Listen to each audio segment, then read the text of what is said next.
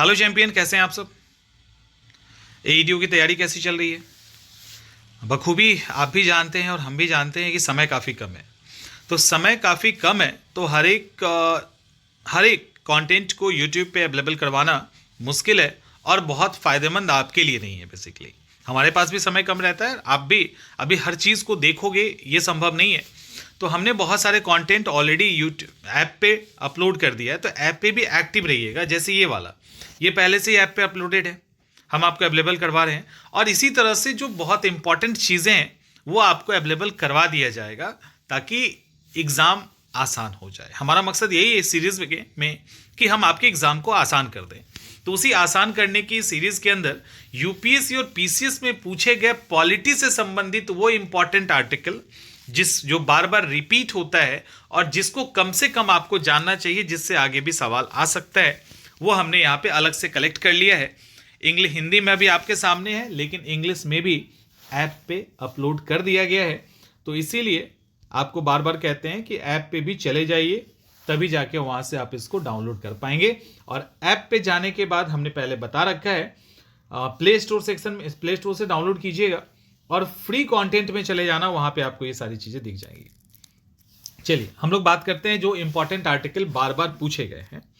पहला आर्टिकल 1 में आपको पता है संघ का नाम है और राज्य क्षेत्र की बात की गई है।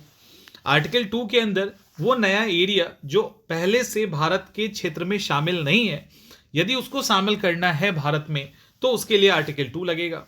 और वो एरिया जो ऑलरेडी भारत के अंदर है उसको उसके मतलब भारत के अंदर है तो कोई ना कोई यूटी होगा या स्टेट होगा, तो उसका नाम बदलना, सीमा बदलना, एक दूसरे में मर्ज करना, छोटा करना, बड़ा करना, जो भी है वो आर्टिकल 3 में है। आर्टिकल 5 संविधान के प्रारंभ के समय से सिटीजनशिप की बात है 5 से 11 में, तो संविधान के स्टार्टिंग से ही जो सिटीजनशिप की बात की गई है वो आर्टिकल 5 में है। आर्टिकल 13, अच्छा इससे आपको एक और चीज समझ में आएगा कि जितना आर्टिकल के लिए रोते हो ना, क्या लिटरली उतना रोने की जरूरत है या बहुत कम ही आर्टिकल है जिससे सवाल बार बार पूछे जाते हैं। आर्टिकल 13 संघ और राज्य मूल अधिकार से असंगत और उसका अल्पीकरण करने वाली इसका मतलब ये सिंपल है कि संघ और राज्य कोई ऐसा रूल नहीं बनाएगा जिससे मौलिक अधिकार पे विपरीत असर पड़े। इसके बाद 14 विधि के समक्ष समानता की बात की गई है। 15 कौन है, 5 पूछा गया है।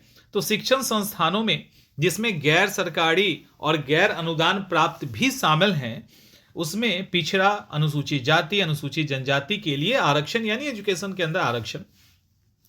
15(2) ठीक है, किसी भी व्यक्ति के साथ केवल ओनली उसके धर्म, मूल वंश, जाति, लिंग, उद्भव, जन्मस्थान, निवास और इनमें से किसी के आधार पर सार्वजनिक नियुक्ति के मामले में भेदभाव नहीं किया जाएगा। इस 16 होगा ना, फिर 16 है, ठीक है, नहीं किया जाएगा।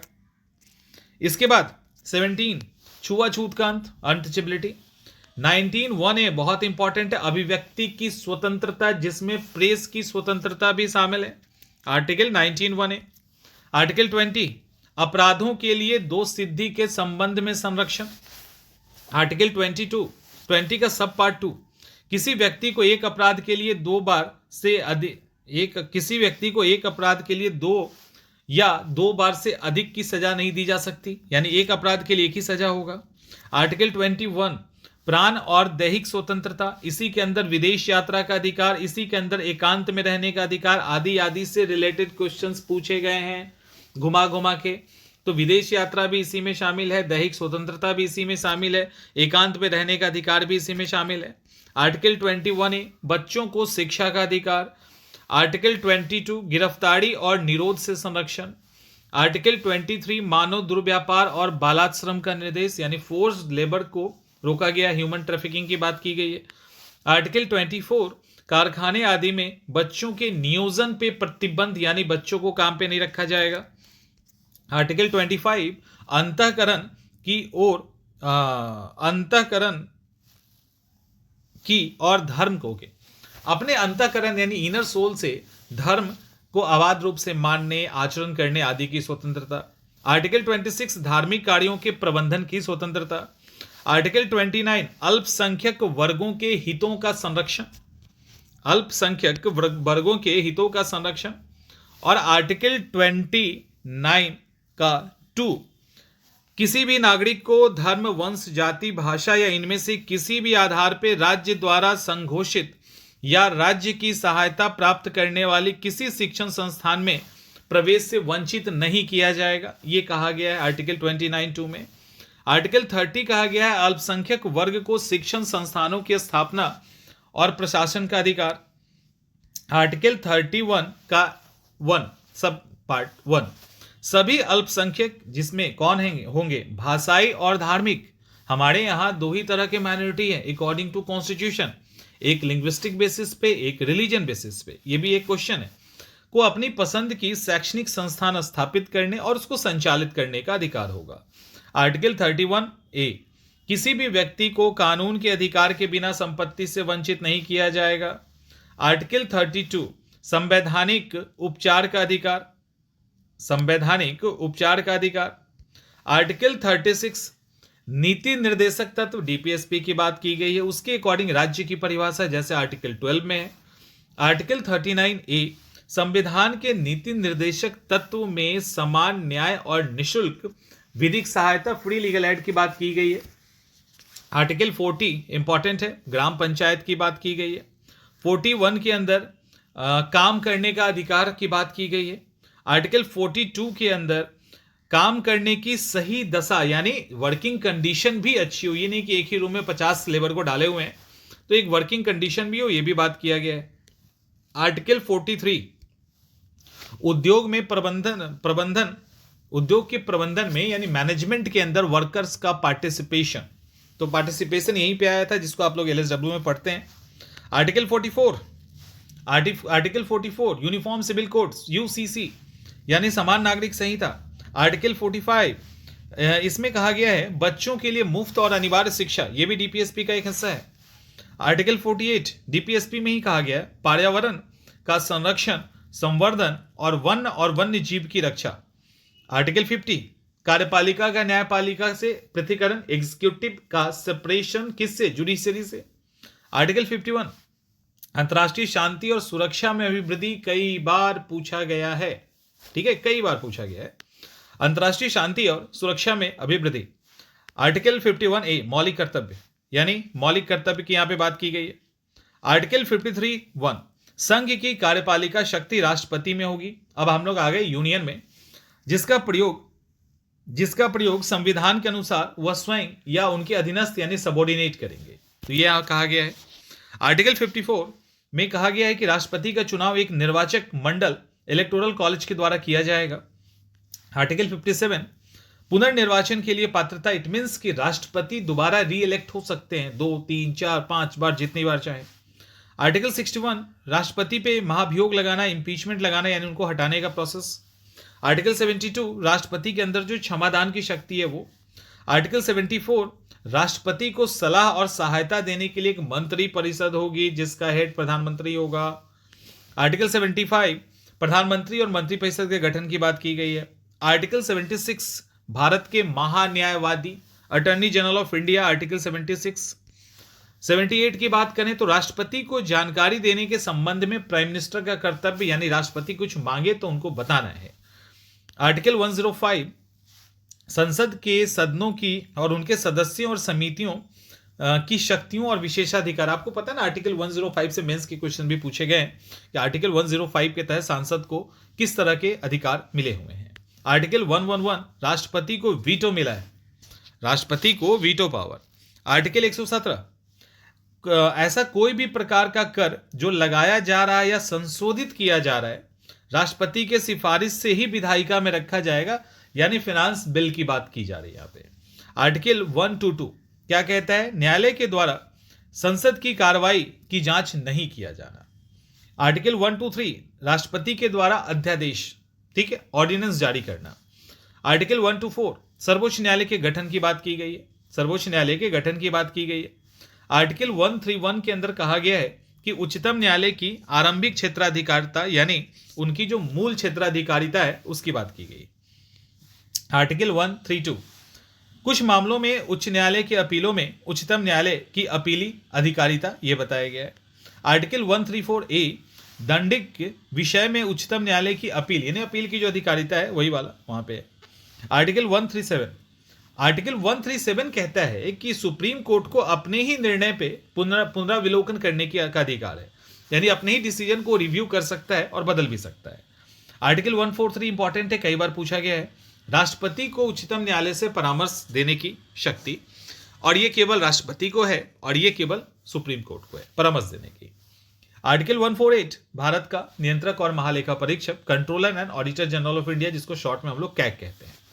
आर्टिकल 155 राज्यपाल की नियुक्ति राष्ट्रपति के द्वारा प्रत्यक्ष रूप से की जाती है, ये बताया गया है। आर्टिकल 160 राष्ट्रपति असाधारण परिस्थिति में राज्यपाल के कृत्यों का पालन कर सकता है, ऐसा कहा गया है। आर्टिकल 164 में है कि राज्यों के मुख्यमंत्री और मंत्रिपरिषद की नियुक्ति राज्यपाल के द्वारा मुख्यमंत्री तथा मुख्यमंत्री की सलाह पे अन्य मंत्रियों की नियुक्ति। 165 कहता है कि राज्य में महाधिवक्ता की नियुक्ति, यानी advocate general of state. Article 169 कहता है कि राज्य में विधान परिषद का उत्साधन और सृजन, यानी स्टेट लेजिस्लेटिव काउंसिल बनाना या हटाना आर्टिकल 169 के अंदर है। आर्टिकल 170 राज्य विधानसभाओं की संरचना। आर्टिकल 171 विधान परिषद की संरचना। आर्टिकल 192 राज्य विधानमंडल के सदस्यों की निर्भरता से संबंधित प्रश्नों का विनिश्चय। आर्टिकल 200 राज्यपाल को किसी भी विधेयक पर अनुमति देने, अनुमति रोकने या राष्ट्रपति के विचारार्थ उस विधेयक को आरक्षित रखने का अधिकार है। आर्टिकल 200। आर्टिकल 215 हाईकोर्ट एक अभिलेखीय न्यायालय होगा। आर्टिकल 222 किसी न्यायाधीश का एक उच्च न्यायालय से दूसरे उच्च न्यायालय में अंतरण, यानी उनको शिफ्ट करना, ट्रांसफर करना। आर्टिकल 226 उच्च न्यायालय के द्वारा रीट जारी करना, जैसे आर्टिकल 32 के तहत सुप्रीम कोर्ट रीट जारी करता है ना, 226 के तहत हाई कोर्ट कर सकता है। कंडीशन कुछ अलग अलग है। आर्टिकल 227 सभी न्यायालयों के अधीक्षण की शक्ति, यानी इंस्पेक्शन की शक्ति उच्चतम न्यायालय में है। आर्टिकल 243(1) अब यहाँ पे क्या है कि राज्यपाल के द्वारा वित्त आयोग के गठन का प्रावधान है, और ये चले गए हम लोग पंचायत वाले सेक्शन में, ठीक है। आर्टिकल 245 संसद के द्वारा और राज्य विधानमंडल द्वारा बनाई गई विधियों का विस्तार यहाँ पे कहा गया है। अंतर्राज्यीय परिषद से संबंधित, यानी इंटर स्टेट काउंसिल से रिलेटेड आर्टिकल 263 है। 265 विधि के प्राधिकार के बिना करों का आरोपण नहीं होगा। आर्टिकल 270 उद्गृहित कर और उनका संघ और राज्यों के बीच वितरण। आर्टिकल 280 इंपॉर्टेंट है, वित्त आयोग के प्रावधान किए गए हैं। आर्टिकल 300 याद है ना, जो संपत्ति का अधिकार मौलिक अधिकार था वहां से हटा के आर्टिकल 300 में डाला गया। अनुच्छेद 301 व्यापार, वाणिज्य और समागम की स्वतंत्रता। आर्टिकल 312 अखिल भारतीय सेवाओं का सृजन। यह राज्यसभा का स्पेशल पावर है कि विशेष बहुमत से अखिल भारतीय सेवाओं का सृजन कर सकता है। आर्टिकल 315 संघ और राज्य सेवा के लिए लोक सेवा आयोग की बात की गई है। आर्टिकल 320 लोक सेवा आयोग के कामों कृत्य को बताया गया है, ठीक है। इसके बाद आर्टिकल 323A, हाँ ये कैट है, अधिकरण है, प्रशासनिक अधिकरण की बात की गई है। आर्टिकल 323 में 323A में, और जो रेस्ट है वो 323B में है। आर्टिकल 324 निर्वाचन आयोग, इलेक्शन कमीशन की बात की गई है। अनुच्छेद 330 लोकसभा में के लिए अनुसूचित जाति और जनजाति के सदस्यों के आरक्षण की बात की गई है। आर्टिकल 331 में लोकसभा में एंग्लो इंडियन का प्रावधान है, जो अब इनएक्टिव हो चुका है। आर्टिकल 332 में राज्यसभा की विधानसभा में अनुसूचित जाति और जनजातियों के लिए स्थान का आरक्षण है। आर्टिकल 338 इंपॉर्टेंट है, राष्ट्रीय अनुसूचित जाति आयोग। आर्टिकल 338A राष्ट्रीय अनुसूचित जनजाति आयोग, और बी कर दोगे तो ओबीसी आयोग आ गया है। अनुच्छेद 350A प्राथमिक स्तर पे मातृभाषा में शिक्षा की बात आर्टिकल 350A में की गई है। और आर्टिकल 352 में राष्ट्रीय आपातकाल की बात है। आर्टिकल 355 में बाह्य आक्रमण और आंतरिक अशांति में राज्य की रक्षा का उत्तरदायित्व केंद्र पर है, ऐसा कहा गया है।